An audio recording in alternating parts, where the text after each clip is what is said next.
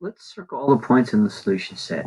First off, we have two equations here, kind of I call in general form, where x and y are on the same side. I have x plus y greater than or equal to 3. I'm going to use what I call my negative a over b method, which is the same as moving the x over, getting the y by itself, which means the x over here would not be a positive but a negative, which means the number in front of it would be a negative 1, divided by the term in front of the y, if it's in this form here, is 1, so my slope is negative 1 over 1.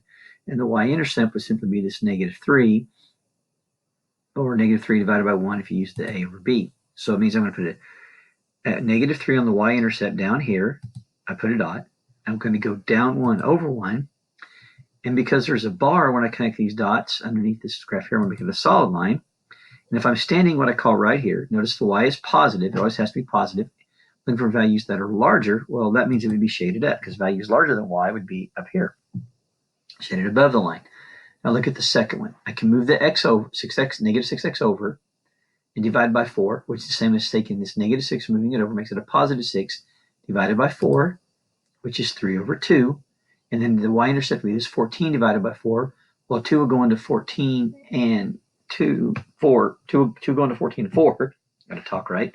Which are reduced to 7 over 2. So that's which is 3.5.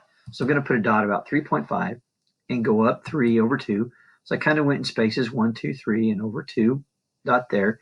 But this time, see, there's no bar underneath of it, so I'm going to put a dotted line. And because the y is positive here, especially to move this over, let me shade it on the bottom side or below it. Look for numbers that are smaller. So I'm shaded down here. So it means my answer occurs in this area right here.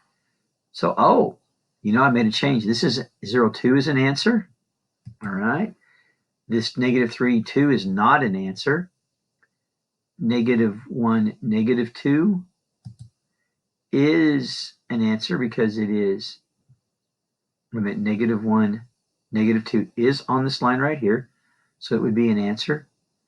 But negative 1, 2 is not because it's on this line right here. And then 2, 3 is definitely an answer to this particular problem.